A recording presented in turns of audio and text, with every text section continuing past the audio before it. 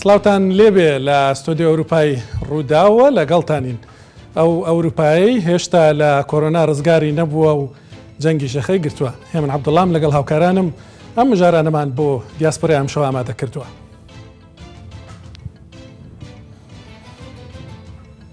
کوردی دیاسپۆرا دەیانەوێت سەرنجی بڕیار سازانی جیهان ڕابکێشن. 84 دامەزراوەی کوردی لە پرۆژەیەکدا بە ناوی دەستپێشخەری زەیتون یادی 4 ساڵەی داگیرکردنی عەفرین دەکەنەوە. ڕێخەری چالاکیەکە لێرە لە ستۆدیۆ پاشکەمێکی دیکە میوانم دەبێت. کاریگەریەکانی جەنگ لە ئۆکرانیا لەسەر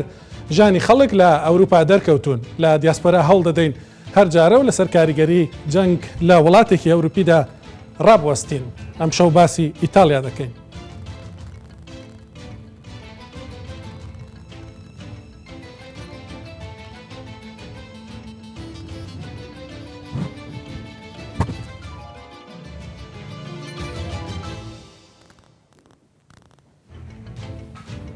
اینجا باسی مژارێکی دیکە دەکەین کە ئەم ماوەیە لە نێو کوردی دیاسپۆرا و لە تۆڕە کۆمەڵاتەکان زۆر قسەی لەسەر دەکرێت. سوێد منداڵ لەو دایک و باوکانە دەستێنێتەوە کە موسڵمان و لە وڵاتە دەژین. ئەگەر ئەمە ڕاستە کەمێکی دیکە میوانێکم هۆزان هەڵەدنی کە لە سوێد ساڵانێکە لە بواری چاکسازی کۆمەڵاتی کار دەکە ڕاستەکەمان پێ دەڵێت. دوای ئەوەش ژن و پیاوێکی ئێزیدی کارسازی دانیشتوی ئەڵمانیا دەناسن. سەراوەی کە لێرە بازرگانی سەرکەوتون بەڵام بەوێ دەنگی لە ساڵانی دواییدا سامانەکان تەرخان کردووە بۆ بەهاناوە هاتنی خەڵکی خۆیان لە باشووری کوردستان.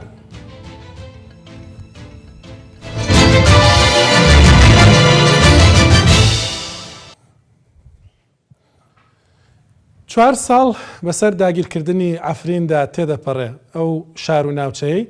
ئێستا هەندێک هێزی ئۆپۆزیسیۆنی سووری تێدان و ڕۆژانە راپۆرتی پێشەلکارەکانیان بڵاو دەبنەوە. پێشەلکاری دژی مرۆڤ، دژی ژینگە، هەروەها دژی گیان لەبەرانی دیکەش لە ناوچەکە. ئەم ساڵ کوردی دیاسپۆرا دەیانەوێت یادەکە بە چالاکێکی گەورە بکەنەوە. سبەی لە شاری بۆخۆمی ئەڵمانیا 84 دامەزراوەی کوردی پرۆژەیەک بە ناوی دەستپێشخەری زەیتون ڕادەگەێنن. خانم فەیزە یونس دەستپێشخەری لە زەیتون ڕێخەری دەستپێشخەریەکە لێرە میوان مەتوب خێراتی فەیزە خانم. بەری هەر تشتێکی چما زەیتون دەستپێشخەریا زەیتون یعنی عەفرین خۆ bi zeytûn tê pênasekirin. Darê zeytûnê li her derê Efrînê heye û ji ber weya me tiştekî xweş dît ku em zeytûnê bixwe wek sembolekê ji bo Efrîn dest nîşan bikin. Ew sembole lê وەکی دەبێژن دە نیاڤەڕۆکێدا ئەو ئینیشیاتیف چییە؟ هەن دخوازن چ بکەنیسن؟ بەێ ئەم بخوا ئەم ئەنجومەنە هەماهەنگینن ئەنجومەنە هەماهەنگی بخوا ji 84 سازیە tê pêkanîn. 84 sazî tê de beşdar dibin ji seranserê cîhanê em bêjin saziyên sivîl ji Amerîka û Kanada û herwiha Ewropa tê de cî digirin. وەک ji Rojhilata Navîn saziyên me sivîl henin ji Filistîn, Urdun û Sudan tê de cî digirin. Wekî din jî ji Avustralya û Afganistan jî tê de cî digirin. Sazî cê digirin. Hemû tê de cî digirin. Îsal bîrowerî cuda dibe newekî 3 salên berê dibe. Hûn dixwazin çi bikenîsin? Bi rastî em yanî دیاسپۆرا کوردی باش ناخەبێتە سەر بیرانîna dagirkirina Efrîn û pêwîst e em wek diaspora Kurd hemû baş ser bixebitin xwecê re amade bikin û em doza Efrîn ji bîr nekin. Doza Efrîn dozek Kurdistanî ye pêwîst e bi taybet diaspora Kurd li ser bixebite û lê xwedî derkeve. Bele. Vêca hûn sibê we konferansekeyne. Belê bes ez dixwazim li vir tiştekî serrast bikim. Encumena hemahengî bixwe wek min got 84 sazî tê de beşdar dibin lê encumena hemahengî vê înîsyatîvê anî dinyayê em bêjin. Vê înîsyatîva hane tevlî wêna gelek înîsyatîvên nû jî bûnin. Înîsyatîvên Efrînî bi taybet rojavayî got hemû piştevaniya vî karî dikin û tê de beşdar dibin. Ev înîsyatîv yanî ji encumena hemahengî derketî lê gelek înîsyatîvê din tevlî bûnin û navê wêna بویە ئینیسیاتیڤە زەیتون زەیتونێ عفرین وجا هون سبێ لە باژارە بۆخم لەڤەر لە ئەڵمانیا کۆنفەرانسەکێ دکن و پاشیژی یەکەمین چالاکی لە کۆلنێ باژارە کۆلنێ وەچەما وەکی دبێژی ویلایەتە ئێنەرڤەی نۆردراین ڤێستفالن هەڵبژات و دەستپێکا چالاکیەوە بە براستی ئەف چالاکی نەتەنێ ناوبەندی وێل کەلم چێ ببێ لێ وێل هەفت وڵاتên دنجی وەرە دارخستن دە حیجدە و نۆزدە مەهێد وێ چالاکی عفرین لە گۆری گۆ حیجدە مەهێژی ساڵ چارەمین ساڵڤەگەرە داگیرکردنە عفرینە وێ لە هەفت وڵاتان وەرە دارخستن ناوەندی وەک مەگوت لە کەلن وێ چێ ببێ چما کەلن ji ber got bi taybet عفرینی بێتر ڕۆژئاوایی و هەروها کورد زێدەباری لە ئەنەرڤێ هەنن و بێگومان لە دەردۆری کەلنێژی هیم بێتر هەنن gelek baş بەروەیە چالاکی چێ دەبە لێ هێژی ینی بینەرێن من نزانە چالاکی چنە دixwazin çi bikin ڕاستە چالاکیامە ئەم دخوازن ناوەندی نها لە کەلن و دەمام دەرکەوم ئەمێ دەرکەوم بەر قونسولخانە ترکا لەوێ دەرێمێ پێشاندان بکەن ئەم لەوێ دەرێ دخوازم پێشکەشی داگرکەرێ عفرینێ بکەن گۆ ئەم bi tu şêweyî napejirînin dagirkirina wana em li hember wana derdkevin em wek Kurd xwedî li efrîna xwe derdkevin wek hûn dizanin niha yanî siyasetekî tehcîr heye li ser efrînê em bêjin tê wateya got jînosaydek bêdengî li ser efrîn derbas dibe û em vî tiştî divê em hemû Kurd li ber rabin li ser rawestên û nepejirînin û ji ber weya em ê pêşandanekê wate xwe pêşandanekê li Kölnê ev destpêk e belê li Bruxelles jî heye li Stockholm heye li Oslo heye li Amsterdam wê çê bibe wê li Fransa li Parîs û li Grenoble wê çê bibe yanî li qaz dem dikêşe û çalakî her çalakiyek sê 4 saetin براسي يعني وي او چالاکیجی درین استراتژیک وی ورن دارخستن چه پارلمانتی اوروپا به کمیسیون اوروپا بروکسل به چه درن گو ملت زیدباری له هبه و امکار بندنگی خو بگهینن دزگهم بلند وی اوتش درکه وگو ده همان دمجی دزوی بجم بلکی گرینگ لجنیف جی لجنه یکی وی دری درکه لبر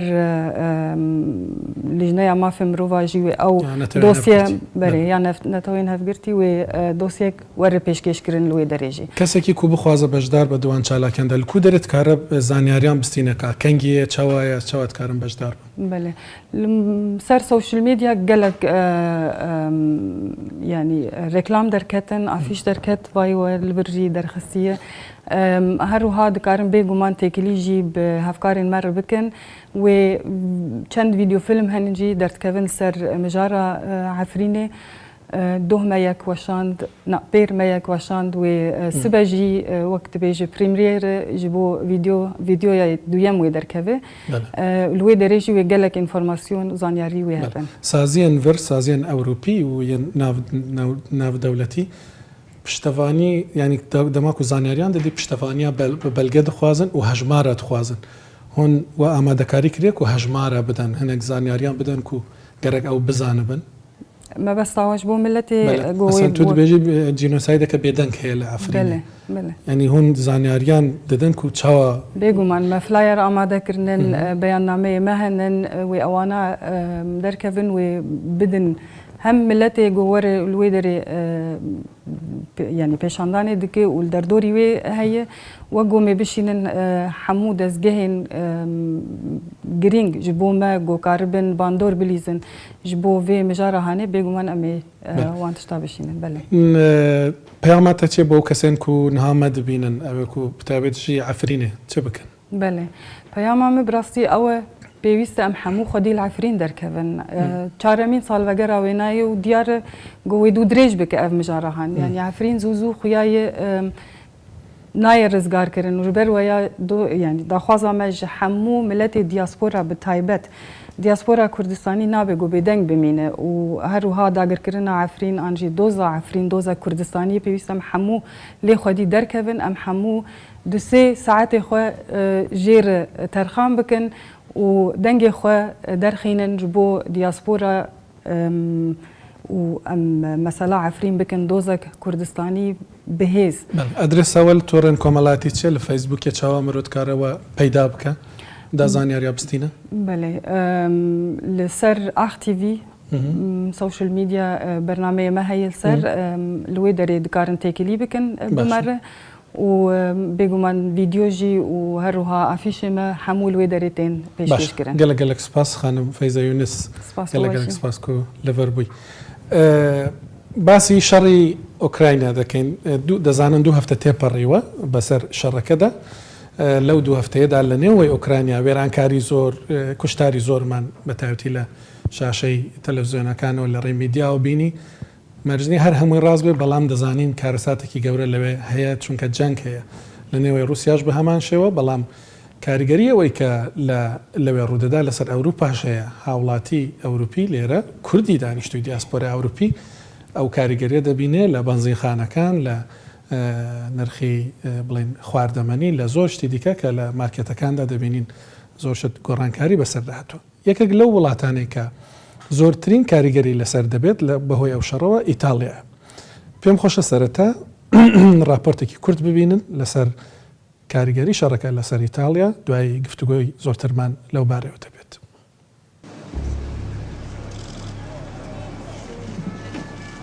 ئیتالیا بە مەزنترین هاوڕێی ئەوروپی رووسیا دەناسرێت. بە تایبەتیش لە سەردەمی سەرۆکوەزیرانی پێشوو سیلڤیۆ بێرلۆسکۆنی پەیوەندێکی درێژخایەن و گەرم و گوڕ سەرۆکی رووسیا و ئیتالیای کۆ دەکردەوە بە جۆرێک کە دەگوترا زوو پوتین میوانی کۆشکەکانی بێرلۆسکۆنی و زۆش ئەویش میوانی بەهەشتە ساردەکەی پۆتین دەبێت. لە سەردەمی سەرۆکوەزیران ماریۆ دراقیشدا ئەو پەیوەندیانە هەر بەردەوام بوون و دراقی سەرسامی خۆی بە پۆتین نەشاردۆتەوە بەشێکی گرنگیە و سەرسامیە بۆ ئەوە دەگەڕێتەوە کە پوتین سەرۆکی ئەو وڵاتەیە کە 40% گازی هاوردەکراوی ئیتالیا دابین دەکات. ئیتالیا 90% گازەکەی لە دەرەوە دەهێنێ. جگە لەوەش ئەگەر گەنم و گەنمەشامی ڕووسی نەبێ بازاری خۆراک و چێشخانەکانی ئیتالیا کە پڕن لە پیتزا و سپاگێتی کێشەی گەوریان بۆ دروست دەبێ. لەگەڵەوەشدا لەم ڕۆژانەدا ئیتالیا لە پشت هاوپەیمانەکانی دیکەی لە ناتۆ ڕاوەستاوە و دژی دۆستە کۆنەکەی واتە پوتینە. ئیتالیا تاکەی دەتوانێت بەرامبەر پوتین بێ و کاریگەری جەنگیش لەسەری چی بووە.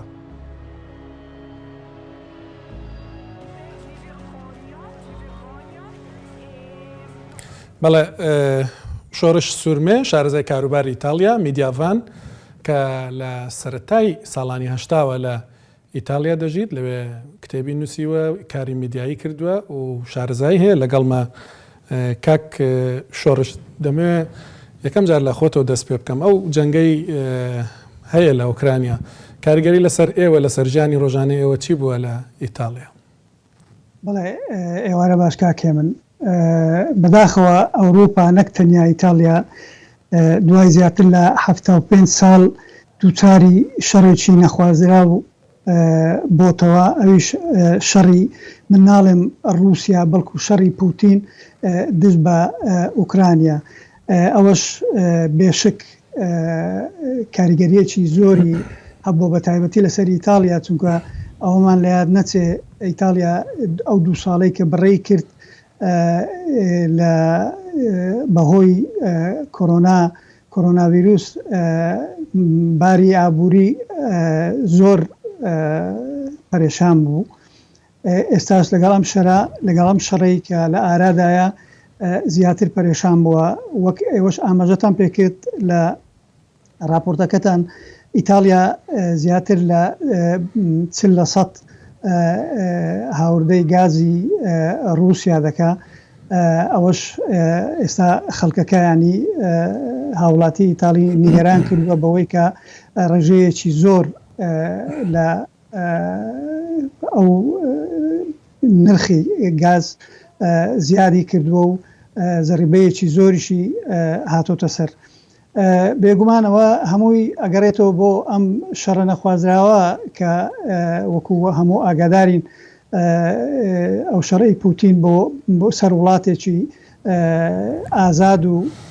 دموکرات کە ئۆکرانیایە ئەمەش کاریگەریەکی زۆری هەیە لەسەر ئابووری وڵاتانی یەکێتی ئەوروپا کاکێ من ئەوەش بەداخەوە نەبوونی سیاسەتێکی هاوبەشی ئابووری وڵاتانی یەکێتی ئەوروپا بۆ ئەوەی بتوانن بەرگری لەو کاتە بکەن کە ئێستا ئەو شەڕە لە ئارادایە وڵاتێکی وەکو ئیتالیا کە 90% هاوردەی نەفت و غازی لە دەرەوەکە بۆتە نیگەرانی خەڵک چونکە لیترێک بنزین هەر ئەمڕۆ چەند سەعاتێک پێش ئێستا من خۆم بە سیارەی خۆم گەیشتە 2 ئەورۆ و 30 سنت گەلێک زۆرە گازوایل تێپەڕی لە 2 ئەورۆ و 50 سنت ئەمەش کاریگەریە بێ لەسەر ڕێژەی ژیانی هاوڵاتیان یەکێتی ئەوروپا ئابێ چارە سەرێکی زوویی بۆ ئەمە بدۆزێتەوە ئەوش ئەوەیە نەک هاندانی شەڕ و دانی چەک بەڵکو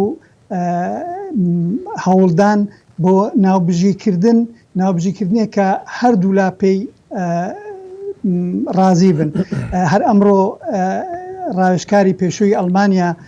گەرارد شێدەر سەردانی مۆسکۆی کرد من هیوادارم کە ئەو کەسایەتیانە بتوانن باوەڕ بە پوتین بێنن هەر نەبێ شەڕەکە ڕابگرێ چیتر خەڵکی سیڤیل نەبنە قوربانی ئەم شەڕە. کاک شۆڕەشێکێک لەو شتانەی کە سەرنجی منی ڕاکێشاوەیە کە لە سەرەتای مانگی 2 واتە چەند ڕۆژێک پێشەوەی کە هێرشەکە بکرێت لە یا شەڕەکە دەست پێ بکات لە ئوکراینیا ڤلادیمیر پوتین لەگەڵ کۆمەڵێک کارسازی ئیتالی کۆ دەبێتەوە لە بواری وزەدا یەکەمین جار یان بانکێشتیان دەکات بۆ کۆبوونەوە حکوومەتی ئیتالیا هەوڵ دەدا کە بەشداری نەکەن ئەو کەسانە بەڵام هەندێک کەسیان تێدا بۆ کە ینی بەڕێوەبەری کۆمپانیای سەر بە دەوڵەتیش بوون بواری وزە بەڵام بەشداریان کردووە لەنێو ئیتالیا میدیا ئیتالی بە تایبەتی هیچ گومانێک هیچ قسێک لەسەرەوە دەکرێت کە پوتین بڵین بەهۆی ئەو کارسازانەوە دزەی کردبێتە نێو ئابووری و نێو بڕیاردانی سیاسی لە ئیتالیا؟ بەڵێ ئێستا ئەوە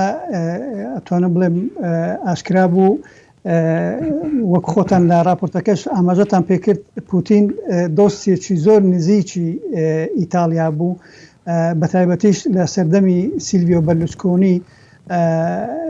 کە ئەو کاتە سەرۆکوەزیرانی ئیتالیا بوو دوا بە دوایویش هەتا سەرۆکی پارتەکان بە تایبەتی سەرۆکی پارتی هەواڵبەندی باکوور مەتێۆ سەلڤینی کە پێرێ لە پۆلۆنیا بوو لەسەر لە سنووری نێوان پۆلۆنیا و ئوکرانیا کە لەوێ خەڵکەکە دژی وەستان و ناڕازاییان دەربڕی چونکە هەر ئەم بوو کە وێنەی پوتینی هەڵەگرت و ئەیوت کەسایەتیەکە کە تاکە لە هەموو ئەوروپا بێگومان شتی زۆر بڵاو بێتەوە لەم چەند ڕۆژەی دوایی کە پوتین پارەشی دابێ بە چەند حیزبێکی ئیتالی ئەوەش طبعاً بۆ سیاسەتی ئیتالیا وابزانم شتێکی باش نییە لە هەمان کاتیش ئێستا ئیتالیا دووچاری قەیرانێکی زۆر گەورە و سەختی ئابووری بۆتەوە چونکە زۆربەی نەکتەنیا غاز هاوردا کرد لە رووسیا بەڵکو گەنم و گەنمەشامی کە زۆربەی زۆری ئیتالیەکان وەک ئەناسرێن بە سپەگێتی و پیتزا کە بۆ ئەوان خۆراکی سەرچین کە ئەمەشە بێتە هۆی بەرزبوونەوەی نرخی ئەم کاڵایانە. بەڵێ ئەو سینناریوانی کە گەنگەشە دەکرێن چونکە زۆر کەس ئەوەی کە دەیخوێنینەوە ئەوانەی کە لێرە شارەزای بڵێن ئەو پێکدادانن کە ئێستا هەیە دەڵێن ئەمە زۆر درێژە دەکێشێت بڕیار وابوو زۆر زووتەوە بێ بەڵام زۆر درێژە دەکێشێ ئەو سینناریوانی کە باز دەکرێن لە نێو ئیتالیا بۆی پیتزا هەر بمێنێتەوە لەسەر مێزەکان سپاگێتی تامی بکرێ غاز یا گاز کێشەی نەبێت لە ئیتالیا چین ئەڵتەرناتیڤەکان چین ئەگەر ئەم دۆخە درێژە بکێشێ بەڵێ وەک ئەزانن ئیتالیا کاتی خۆی ڕێفەندومێکی کرد بۆ ئەوەی دژی ئارمی ئەوەی چەچینەوە ناوچی بێ و بۆ ئەوەی سوودی لێوەر نەگیرێ نەیانتوانی دەست بەدەری بکەن ئێستا تاکە هیوای ئیتالیەکان ئەوەیە کە ئەو سزایی ئەتوانم بڵێم تاکە سینناریۆی ئیتالیەکان ئەوەیە ئەو سزای و ئەو ئابلۆقەی کە ئێستا بەسەر رووسیا داسەپێنراوە ببێتە هۆکاری کەوتنی ئابووری رووسیا و ئەوەش وا بکە ئاستی ناڕزایی شەقام و سوپای رووسیا بۆ ئەوەی بتوانن وا بکەن ئەو شەڕە کۆتایی پێبێت ئەوە تاکە چارەسەرە بۆ ئیتالیەکان لەگەڵ ئەوەش هەوڵیان داوە بۆ پێداویستەکانی خۆیان بەرەو وڵاتانی کەندا و جموجۆڵەکەن بۆ ئەوەی هەتا قسمێک لەوێ و قسمێکیشیان لە جەزایر غاز تقریباً بە ڕێژەی 26% لە جەزایرەوە بۆ دێ ئەویتریشیان هەوڵەدەن لە ڕێگای قەتەرەوە هەر ئەمڕۆ وەزیری پلاندانانی ئیتاڵی بەرەو قەتەر بەڕێکەوت بۆ ئەوەی لەگەڵیان گفتوگۆ بکەن لەسەرەوەی کە بتوانن بەدەستێنانی ئەو ڕێژەیە کە لە رووسیاوە بۆیان هات لێەوە بتوانن بەدەست بێنن هیوای هەموو لایەکمانەوەیە کە ئەم شەڕە بە زووترین کات تەواو ببێ و چ لەلایەن ئوکرانیا و چ لەلایەن رووسیاوە هەوڵی ئەوە بدرێ بسن بە پیر یەکتریەوە لە پێناو میلەتەکانیان هەر چیە ئەوەی رووس و چیە ئەوەی ئوکرانیا ئەوەیان تاکە چارەسەری تر نییە بەڕاستی چونکە دانی چەک و هەوڵدان بۆ ئەوەی زیاتر ئاگری شەڕەکە خۆش بکەن ئەوە ئەبێتە هۆی قەیرانێکی گەورە نەک تەنیا لە ئەوروپا بەڵکو لە هەموو جیهان. باشە زۆر سپاست دەکەم بەڕێز شۆڕش سوورمێ شارەزای کاروباری ئیتالیا میدیاڤان کە لە ئیتالیاوە لەسەر کاریگەری جەنگی ئۆکراینیا لەسەر ئیتالیا لەگەڵمان بووی زۆر سپاس. ناوبڕێک وەردەگرم ناوبڕێکی کورد دوای ناوبڕ لەسەر دوو مژار ڕادەوەسین یەکێکیان ئەوەیە کە ڕاستە ئایا بەڕاستی سوێد منداڵ لە دایک و باوکی مسلمان دەستێنێتەوە دایک و باوکی کوردی وێ چونکە خۆپشاندان هەیە دەڵێن حکوومەتی سوێد منداڵ لە مسلمانان دەستێنێتەوە تا چەند ڕاستە دوایش کە دوو کارساست ژن و پیاوێکی ئێزیدی دەبینن لێرە لە نێو ستۆدیۆ باسیەوە دەکەن کە چۆن لە ماوەی ڕابردوودا بڕیاریانداوە ئەوەی کە هەیەە لێرە ڕاستە توانیویانە بەماندووبوون بەسەرێکەوە بنێن بەڵام دەبێت لەگەڵ کە سوکاری خۆیان لە کوردستان بەشی بکەن.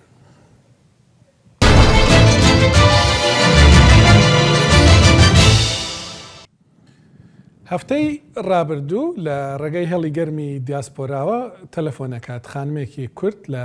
سوێد کە دۆخی زۆر خراپ بوو ژیانی وەکو خۆی باسی دەکرد تێک چووە لەبەرەوەی منداڵێکیان لێستاندووە ئەو دەیگوت حکوومەتی سوێد بانقەست دەگەڕێ ئەو کەسانەی کە دەزانێ مسلمانن نوێژ دەکەن منداڵەکانیان لێدەستێنێ بینیمان لە تۆڕە کۆمەڵاتەکاندا خەڵکی دیکەش ڤیددیویاندانا و بە تایبەتیش لە نێو میدیا عەرەبیەکاندا باسیەوە زۆر دەکرێت کە ڤیددیۆش هەیە خانمێکی لە چک بەسەر بە زۆر منداڵەکەی لێدەستێنن ینی دەبینین دەموچاوی بڵێن خەڵکی سوێد لێیان دەستێن کارمەندی حکوومەتن دوای ئەوە هۆزان هەڵەدنی پەیوەندی پێوە کردین کە خۆی کاری ئەوەیە لە بواری چاکسازی بڵێن بواری کێشەی کۆمەڵایەتی لە سوێد بۆ حکوومەتی سوێد کاری کردو تەجروبەی دوور و درێژی هەیە ئەو ئێستا بە لە ستۆکۆڵمەوە لەگەڵمە. کاک هۆزان گردبوونەوە هەن لە سوێت ئەو دایک و باوکانەی دەڵێن منداڵەکانمان لێدەستێنن لەبەرەوەی کە موسڵمانین. ئەمە بەڕاستی وایە سوێت چ کارێکی بە منداڵی موسڵمانە؟ بەڵێ سەرەتا زۆر سپاس بۆ دەرفەتە. من بەر لەوەی جوابی ئەو پرسیارە بەمەوە گرنگە بۆم ئاماژە بدەم بە شتێک کە من لێرەدا چەند دەستەواژێکی قانونی بە سویدی ئەڵێم لەبەرەوەی کە ئێمە مخاتەبەی خەڵکی خۆمانەکەین هەم لە دەرەوە هەم لە ناوی کوردستان بۆی کە بابەتەکە ڕوون بێ و هەمومان لە یەکتێ بگەین. بۆ جوابی ئەو پرسیارە نەخێرەتی زوانیە و زۆر زۆریش بەداخۆم ئەم حاڵەتە حاڵتێکی ئینسانیە ئەبێ من ڕاوەستم لەسەرەوەی کە چی لە دەمەمێتە دەرەوە چونکە ئاسان نییە کەم نییە جگەرگۆشەیشی خۆتت لێ دوورخەنەوە. بەڵام ئەوەی کە ڕاستیە و ئەو تەجروبانی کە من هەمە لە ماوەی چەند ساڵی ڕابردووە کە کارم کردو لە نزیکەوە لە ناو دۆسیەکانە ئەم شتە بەم شێوازە نییە و بۆ ئەوەی کە زۆرتر ڕوون بێ قسەکانم ئێمە پێویستمان بەوەیە کە سیرکەین بزانین حکوومەتی سوید تا چەنێ منداڵ لای حکوومەتی سوید لە فۆکەسایە و گرنگی پێدراوە.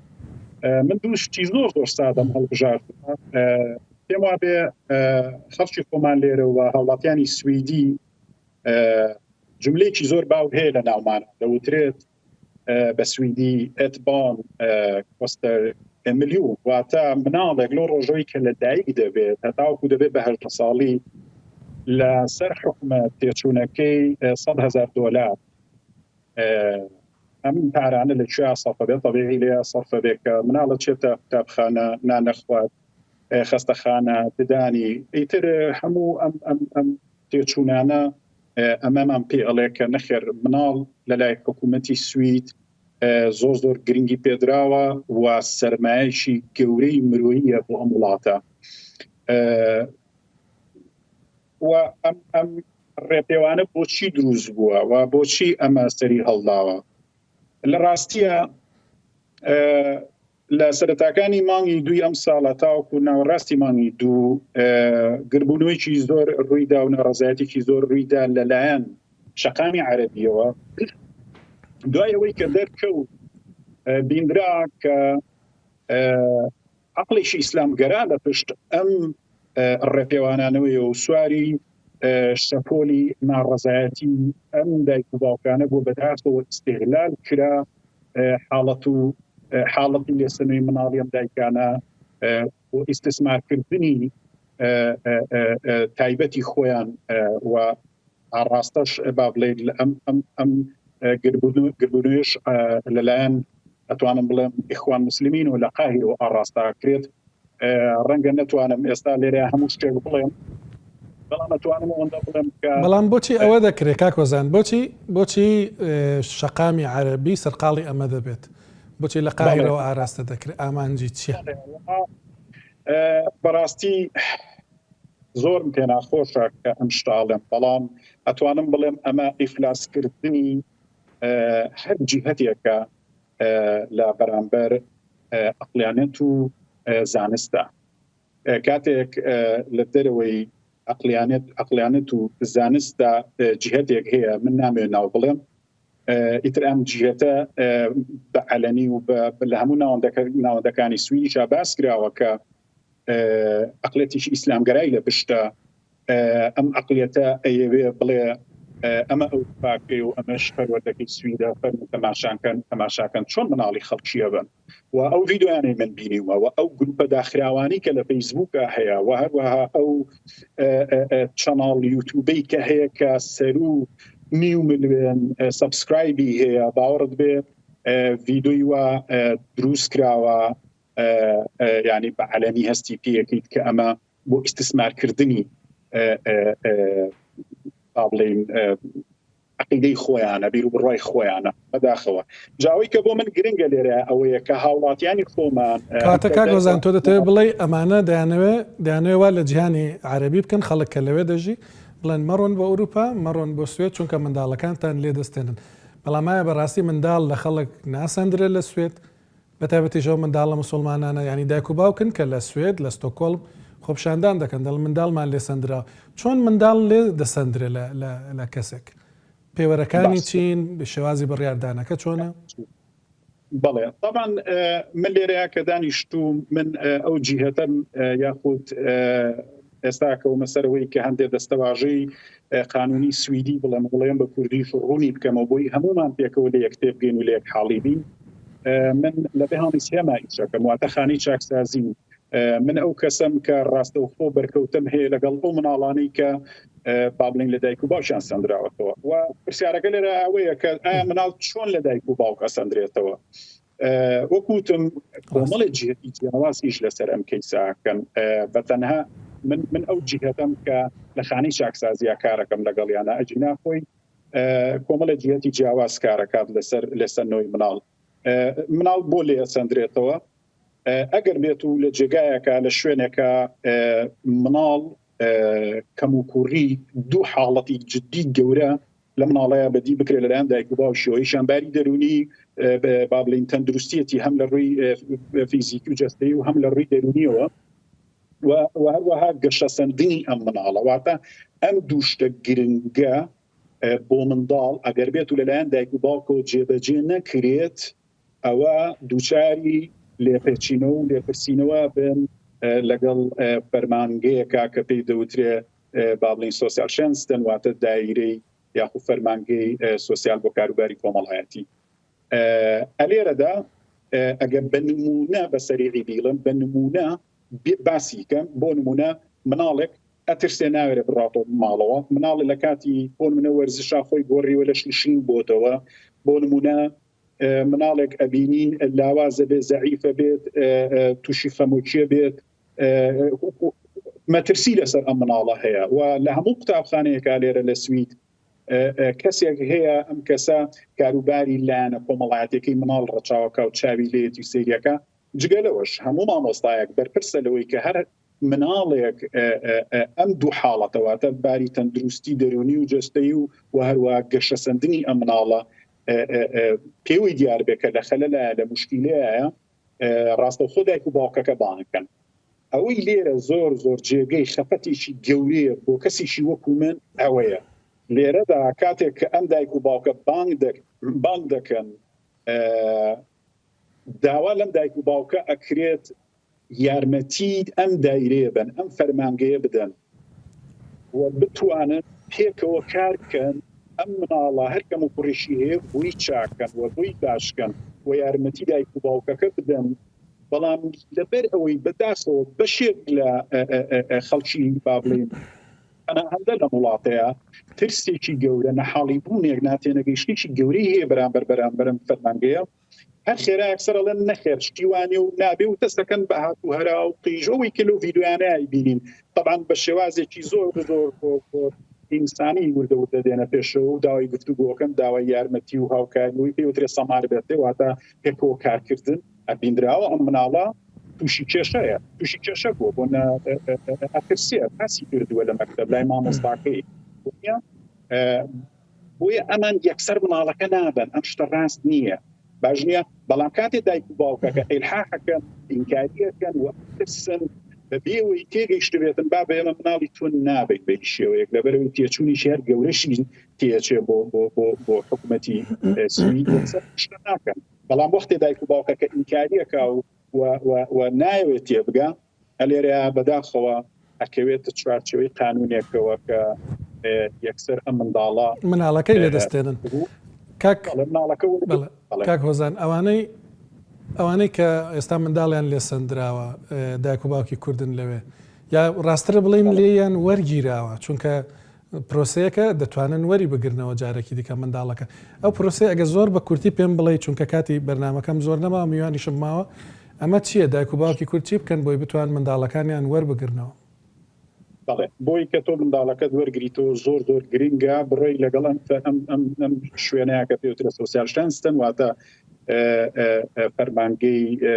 سۆسیال بۆ کاروباری کۆمەڵایەتی بڕۆیتە پێشەوە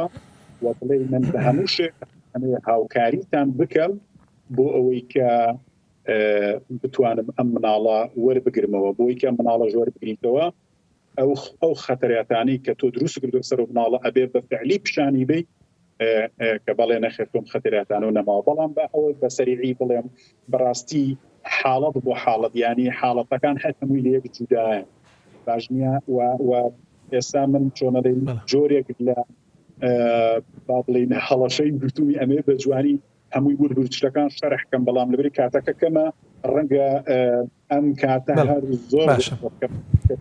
هەموو باسەکان ئێمە لەسەرم دۆسەیە هەڕادەوەستین کاک هۆزان جاری تریش قسە دەکەینەوە بە تەماین بین بۆ سوێدیش زۆرتر لەسەری ڕابۆستین چونکە وەکو گوتم لایەنەکەی دیکەش دایکان و باوکانن کە کێشان هەیە پێشتریش لە دیاسپۆرا هەندێکیان قسەیان کردووە لە سوێد جارێکی دیکە دێنەوە زۆر سپاست دەکەم کاک هۆزان هەڵەدنی چاکسازی بواری کێشەی کۆمەڵایەتی کە ئەزمموی هەیە لەگەڵ حکوومەتی سوێد کار دەکات لەو بارەدا لەگەڵمان بوو لەسەر ئەو باسی کە هەیە دەڵێن حکوومەتی سوێد منداڵ لە دایک و باوکانی مسلمان دەستێنێتەوە زۆر سپاس دەکەم دەمەوێت بە کورتی دوو میوانی داهاتوم بناسن هاوژینن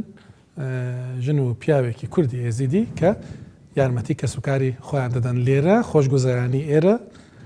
کوردستانی لەبیر نەبرتونێتەوە.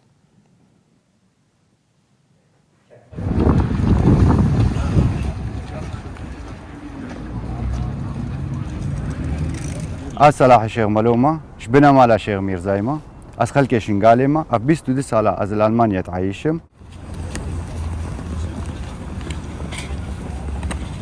از تورین برادیا باب شیخم عیال شیخ صلاحم اف 22 ساله ما ام شنگالی هاتینا ام الالمانیا تعيش منطقة أولدنبورغ. تقريبا وكورة.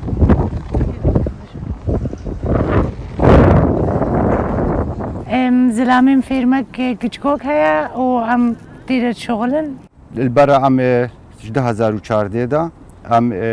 شغلي خير خوازيت كن عم آري فقير وبلنغازات كن شنغال حتى بكردستاني بقرا. إيرو عم مهواني دياسبوراينا الباجار ديسلدوف دا عم قاربين بتر السر کاری خورا بپیوین که امچی کاری کن مش کدری حتی کدری آری کاریا فقیر و بلنگازات. بله کاک صلاح شیخ ملو هر و تورین خانم تورین بابا شیخ هر دو کان لیر میانن هون بخیراتن سرچاوا کاک صلاح وقتی بیشن هر تشتک دست پک کیوی هیا تچاوا دست پکر کتا گوت والله روشا من باشه لآلمانیا چه ماسف کاریا کسکاری خوانه کم لیو داره. ایوارا بخیر ایوارا همو خلق ملودری اوروپا کردستان شنگالی همو کا بخیر گلک سپاس بو درفته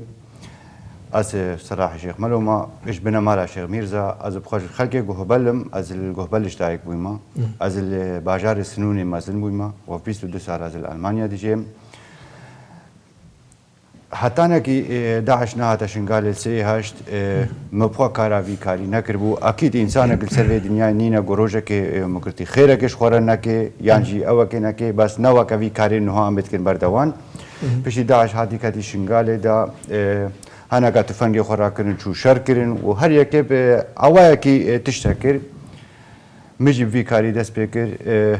من تشتکی دیل دستی میده نبو از بکم من رابو مال خدا ملت خو بله تا بدراوان شر کردن مبدراوی خوش شر کرد تشتی کو بو من بالکیشا سازی هنا دانی وکی دبیجن گلک سازی رخراو هنا الکردستانه لشنگاله و هفکاری خلکی دکن لی بی سازی که تا تشتک کریه مکانیزم گودانه کو هفکاریا به خلکی بکنه و چاوه الوید ریدا ام بری من قطع درابط شانت شنگاله و مساعدة برادر أو دوست الناس المدودري أم بيقرأ شغلين السر فقير وبلنغازات وزعاندن ما محاولات كي بلنغاز الكدري بأم خبقة هنتي ومعاري وان بكن معاري ناخوشاكر معاري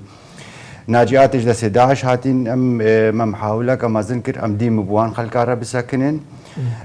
مالينيري يعني وقتي وان منظماتها وآريكاريات شو شنقالي هكا بدرستي هاد باوزعاندن خلقي ما تلفونا من نذكر الشخص كي بتني الأوروبا نتقولنا من كآريكارية بدما بس أذكارم بسدانها خلقي الهيفيات ساكني يقو أم آريكارية بالنوان هين الشنقالي دا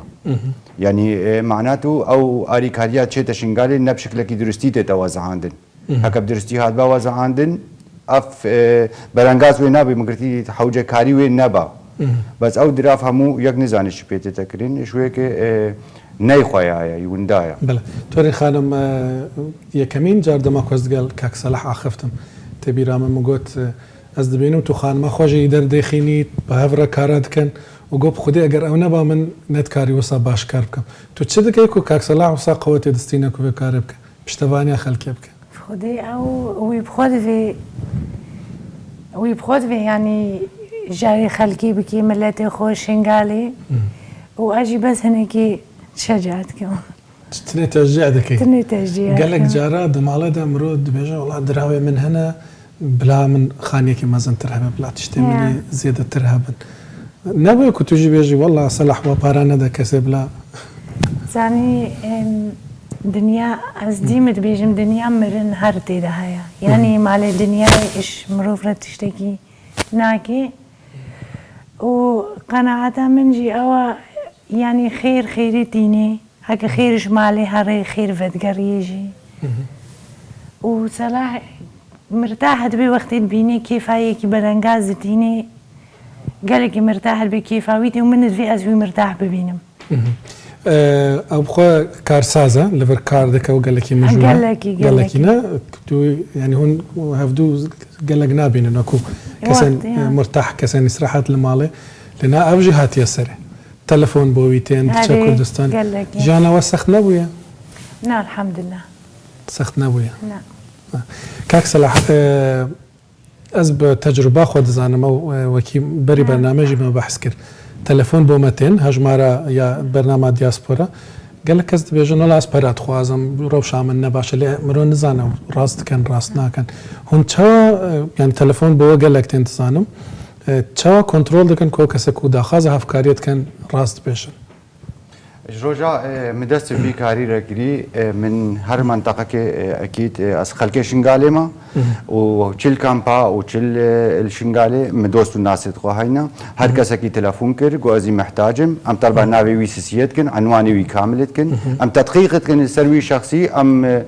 خلك شنغالي بالخاص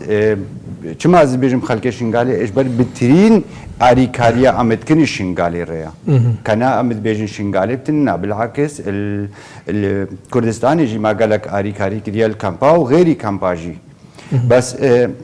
ام سر جي باهوريه ام ديم برسيارت كن اف شخصي مستحقه هكا قودنا ما اي مستحقه ام اري كاريت كن هكا قودنا ني مستحقه اكيد ام رداويدن ام بيجنتي ورات ني مستحقي ام نادنا ڕاست دوان ساڵن داویدا 2014 تەنها 8 ساڵن گەلەکە و گەلێک سازی چێبوون منەظەمات چێبوون وەکی دەبێژن و دەبێژن ئەم هەفکاریە شنگالێت بکەین واز نەهادە فکرم مەسەلەن ئەگەر بڕاستی ئەو قاز منەظەمە ئەوەکو ئەم دەبینن لە ئەوروپا هەنە و هەفکاریە شنگالە دەکەن چما گەرەکە هۆنجی وەکی ماڵبات هەفکاری بکەن هر انسانكي ازد بينم يعني قالك انسان تهاري كدري باش وخراب هينا بس ازد بينم شنقال حمو كده قالك خلك هنا بس المصلحه يخو شخصي شغلن وش خبتني رد شغلن هكا او منظمه شنقال ده همو بدرستي شغلي بانا او منظمه نها شنقال افاكريبو بس بدرستي ناشغلنا حتى انا كشوان منظمات تلفونها مكرو داخوازيا اريكاريش بشخصي مبخوا كريا اتم منظمه اس انسانك بتني ما بله داری خاری داخوازی آری کاریش مبخوشی کرینا منابل ورد از ناب. راست کارن بیشتر وقتا مجبور بودم کارن نابدوانجی بید. بله. تورین خانم هون یعنی چونه شنگاله به هفره و دیتیا پیوستیا هری مزن لبیم دورت چیه؟ یعنی گرک چه بیت کرن؟ کراوش خالکی باش ببینه پیوست به هون افکاری بکن. هر تشت لازمه شنگال. هر تشت. هر تشت لازمه. اما تشتي ماستر اي من قالك قحري ايوان تشتاق بالي شنغالي دكتور الويدري نابون يعني زاروقك نساق بي او لازم نساق بميني بس ممرضة هابون ممرض هابون بله او دكتورة قالك عاجز بو مجبر خلقي شنغالي يا دكتورة تو چه بيجي كاك صلاح چه بيويستا بو شنغالي بيتكرن خدا شنغال امن و امان البيشي همو تشتيا لازم بري همو كي امن و امان بيتا ئەچێگرن کونینە. لازم تشتێک شنگالی بێتە ئاواکردن ئەو خەڵک ڤەگەری ماڵی خۆ ینی وەرە ئیر و ڕۆژ خەڵکێک هەیە ماڵی خۆدا ینی حقیقی وەک بەجان نەبێ بکردنش ماڵە خۆرە تشێکی گەلێکی بزەحمەتە ئاورنێمە ئێزدیادا خاتە شنگالیدا و نێو کوردستانیدا ئەفتش هەبێ و حتا حکوومەت ینی حکوومەتە مرکزیش ینی ئەفتش لازم بوو چارەسەریەک دژێرە هادواکردن. باشە گەلە سپاس کاک سەلاح شێخپەلۆ هەروەسا خانم تۆرین بابەشێخ کە هون میێوان بوون خێرخواست ئەم سۆرانی دەبێژین خێرخواست ئەمژیت بێژن خۆی هەروەسا دەبێژن ڕاستە گەلە بخێراتن سەرچاو گەلە سپاس. سپاس بۆ ئێوەش کە تاوکەستا لەگەڵمان بوون ئەمە دیاسپۆرا ئەم هەفتەیە 2 هەفتەی داهاتوو دیاسپۆرا نابێ پشووەردەگرین دواتر دێنەوە خزمەتتان لە ئێستاوە زۆری نەماوە نەورۆستان پیرۆز بێت.